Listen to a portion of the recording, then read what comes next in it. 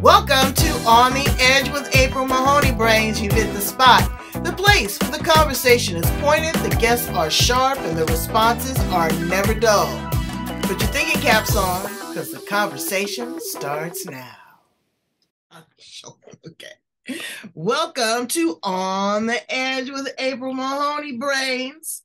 We're back at the spot, the place where the conversation is pointed, the guests are sharp, and the responses are never dull. And we are in France. I have my beret on. We're with Eyenie, the Technicolor Priestess. And I am absolutely enamored by her swagger, her moxie. She just really has an essence. What drew me to her was her eyewear. I am a lover of eyewear. But it was beyond just the frames. It was the person that was behind it.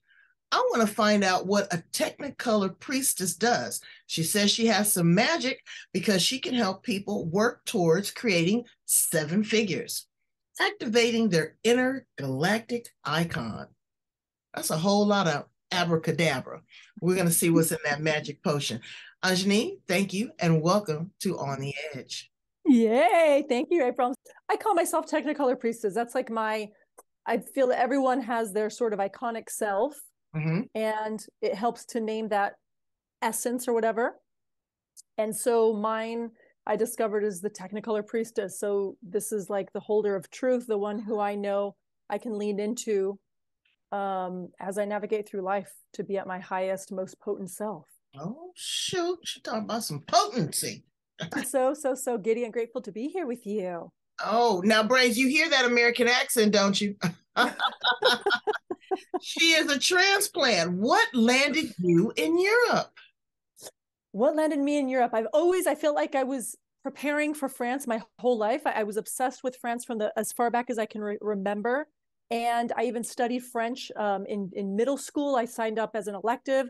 And eventually, I pretended one time that I had met a boy named Michael, and he was French during a trip to France. And he actually became my husband when I came to study abroad in France. And so we decided, after trotting around the US and Mexico, to come to this side and just hang out for a while. And now we've had 2 little Frenchy American Mexican children here, and we're hanging out, and we'll see what's next. Well, that's absolutely beautiful. So you had to immerse yourself into a new culture. I went to Europe, and I absolutely loved it and fell in love with it. I told Mr. Magnificent, I said, we have to get us a place in Italy. We just have to. We can afford it, but it's a lot to immerse yourself in that culture. Oh, yeah. To be accepted. You can't just assimilate. You got to acculturate as well. What's that been like for you? I feel like also just growing up, I felt like I was always doing that. I grew up between the US and Mexico. In Mexico, I was the American, but also within Mexico and the Mexican culture, my grandmother was Lebanese. So I was also not Lebanese enough, not Mexican enough. And then in the US, I was the Mexican, the ethnic, as some people called me, that whatever. And so it feels like I was always sort of straddling, not even straddling, I was always assimilating, trying to assimilate. And like you said, and trying to acculturate, and it never worked. So I realized, I think the best thing to do is to just be the F out of myself. That's probably the best way to go about this, and really just take what I like from each culture and what really resonates. And then I don't have to like cleanly belong to anything or fit in. I can just be me and like roll with it and like claim that. And so that kind of transferred here when I moved here as well. Well, what I've just noticed from my travels is there is also a distinct difference between Mexicans and Spaniards, people from Spain. So, there's a whole lot going on, but you have been able to integrate all of that. And so my hat's off to you, because sometimes people would crawl up under a rock and say, oh, me, and they're being, they're discriminating against me. But no, what you've learned to do is immerse yourself in the culture and raise your children with all these different diversity. So bravo to you. Thank you. You created a business. Tell us about the 7-figure business. That's a whole lot of money, honey. It is, yes. And sometimes I'm like, I can't believe I did that. It's like magic out of thin air, really.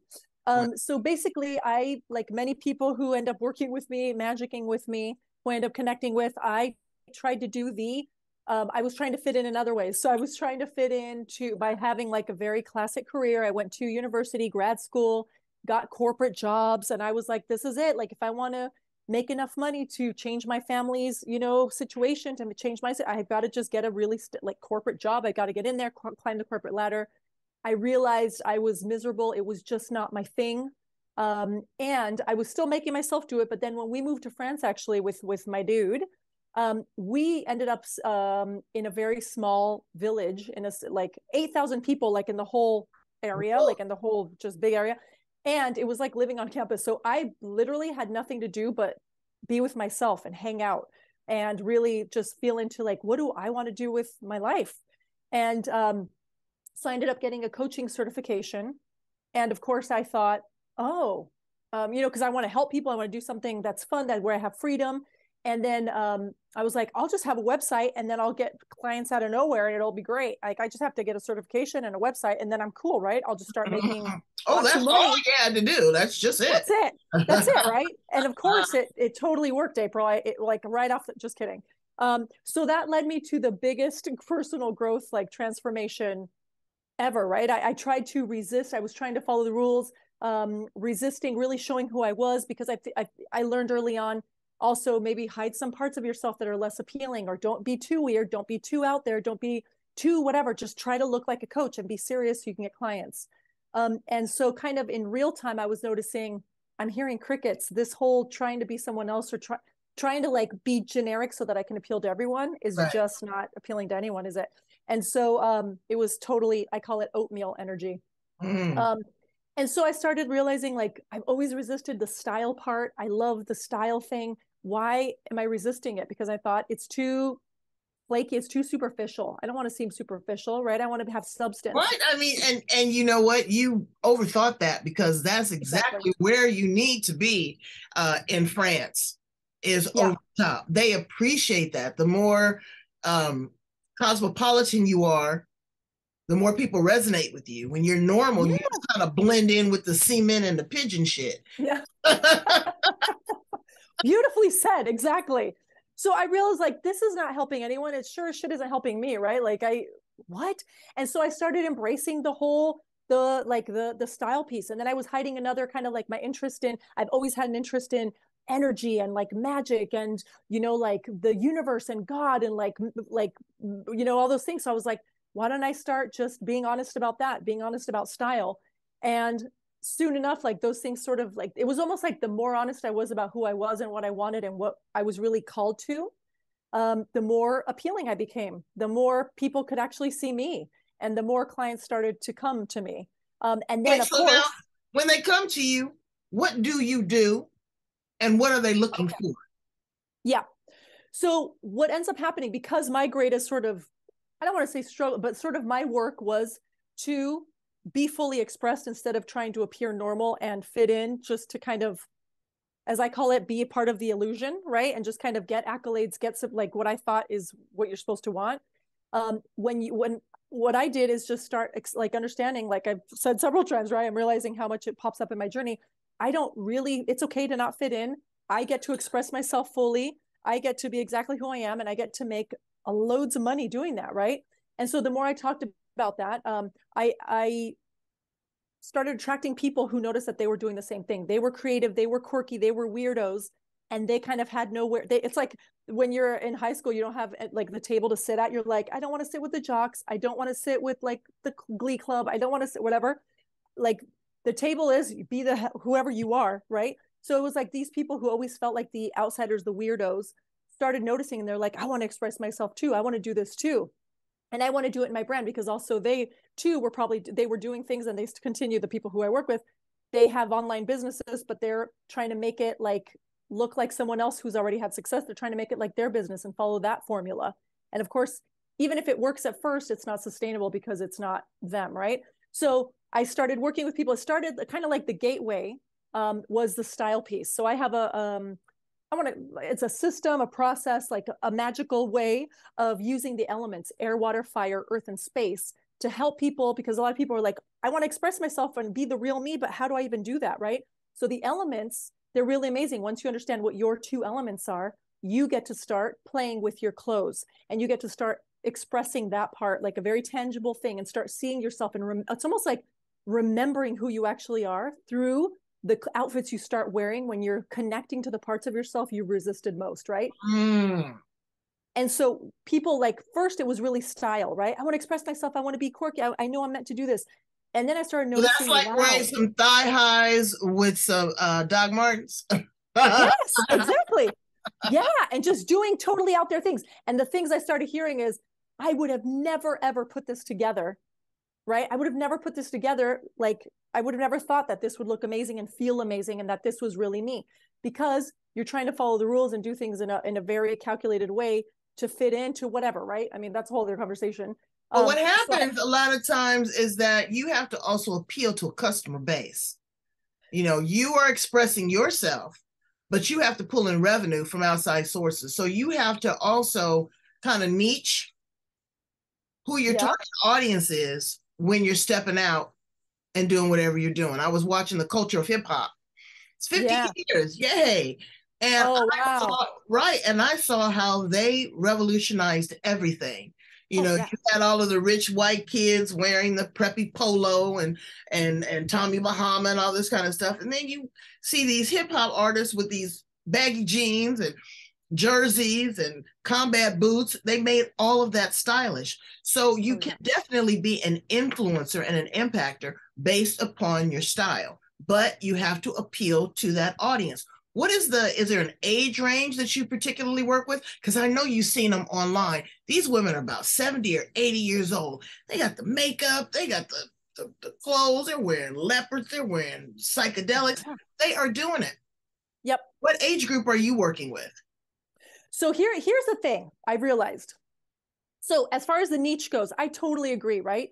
So what has sort of happened naturally, because I was trying to do the client avatar, my demographic, age range, where do they go? Where do they shop? And I realized I appeal to the weirdos, the ones who are probably innovating, and they are. Like, I appeal to the ones who haven't quite, like, so the only way that I can, like, be interesting to them is to be the niche. So basically I'm like saying, if you want to be the F out of who you are, you really want to express yourself fully, and you want to not only do it through your clothes, but also through what your mission is, your purpose is, your work is, right? You want to spread that on earth in a way that really is aligned and also a total, like, extension of your essence. This is how we do it. It starts with you. So I sort of learned eventually, and I'm not saying this is the case with everyone, right? For some people, like more earth people in my sort of way of doing things, earth people, yes, like you go out and you do market research because it's very tried and true, and that sort of classic way of doing things really works. And then there's, like me, I'm space, which is, we're kind of, again, weirdos. We're kind of like off the beaten path, right? And so doing it that way never worked for me. So that's why I realized the niche for me is just showing, like, if you want to be totally expressed and have things doing it your way, then come and work with me, right? And the more I notice is the people who come who are really a total yes to me, who are really aligned, they first, it begins with the clothing, and then from there they start like writing their marketing like that. Then they start creating programs and offers like that. Then they're branding, right? Using their elements and really trusting themselves and their expression. And they also blow up. Like, I've seen people, you know, make multiple 6, 7 figures and beyond by being who they are, and other people who are called to be themselves in their whatever, because there's so many ways, right? They do that too. So I would say I've had people in their teenagers, and I've had definitely people in their 70s, I think, definitely. So it really varies as far as age range. Yeah. Right. And you know, like I said, the word weird is definitely not a negative. It's not a faux pas. It's very trendy. It's like nerd. It's very sexy. It's out of the box thinking. And beyond that, my mother used to tell me, don't think outside the box, baby, create your own box. I love that. Your box may not have a floor, it may not have a top, it may not have, 4 walls. It is whatever you design. I love that. Into that. So millennials are really hip. The people that are into the megaverse, people that are into artificial intelligence. Yep. People that are really into organics, vegans, You're looking at people that are also into, again, Technicolor, because color is really resonating with people now. They're trying to identify what their colors are, what they mean, not so much what you wear, but what you envision. Like me, when I go into deep meditation, I mean, it looks like those brain waves with all these different pinks and blues and reds, and they're just bobbing up and down. And, I'm trying to keep track of them in my head. It's like, what's going on? But it's a frequency. Yeah. Technicolor is also a frequency, and we have to be able to resonate with that because we're in a lunar vortex, brains, whether you believe it or not. We're all trying to get through this portal. We're all trying to get there. Some of us are going to make it. Some of us are the seekers that we need to bring you along. And then just some of y'all is a lost cause. But, there's room for the lost causes too. Somebody's got to sweep up the earth. Yeah. But, it's fun and it is entertaining. And then when you're able to attach a dollar amount to that and find people in your tribe, so that's very, very interesting. And again, just the way your style is, your vibe is, you could transcend. You can speak to the youngers as well as to the seniors that are really ready to understand that life is not over once you get past 60 and you get your Social Security. No way. You're unapologetic at this point. People will accept you more so than they did when you were 20 or 25. You can recreate, redesign anything. So the fashion scene, are you, I know you're very trendy and a trendsetter, but do you go back and do a lot of retro things? Do you find things in great thrift shops and secondhand stores and, accessories? Do you do a lot of that shopping as well? Looks like fun. Oh, yes. I'm definitely totally, I've always been obsessed with thrifting, with vintage. My first sort of style icons were my grandparents in Mexico. My grandfather was a tailor and he was like the best dressed man in Mexico. He was super just fancy. And my grandmother was all like into, it was also the 80s, whatever. So when I was a kid, so sparkle, like, sequin gowns and like lots of drama and glamour. And so they really, and my mom in the US, when we moved there, she was like a biker mama, all dressed in leather. So I've always been inspired by sort of all things vintage. And then just the treasure hunt of going thrift shopping. That's always, or in my grandparents' closet. That's kind of where it started, actually. Oh, going and stealing my grandfather's sweaters. I know. I hope Peter's not listening, but I went to a party not too long ago, honey, and I wore my mother's mink. Oh, I was the talk of the party. Oh my God, that's a real mink. Oh my God. And, I said, yes. I said, let's just hope that nobody, gets upset. But it was a certain gravitas. Yeah. Certain air. And that's what people don't do now. They may have an eccentric style. I get that. But pull it all together. Don't be looking all crazy. And one thing that kind of annoys me, since we're talking fashion, is when people are a label whore, is what I had. Sorry for the... I'm not... Yes, I totally... Okay, you got on a Gucci hat, you got on a Prada belt, you got on Louis Vuitton shoes, you've got on, this, you've got on that. If you are going to rock a designer, rock that particular designer at that particular time. You don't have to be a walking display of who these individuals are. It's like a designer of Frankenstein, right? Exactly. And you know what?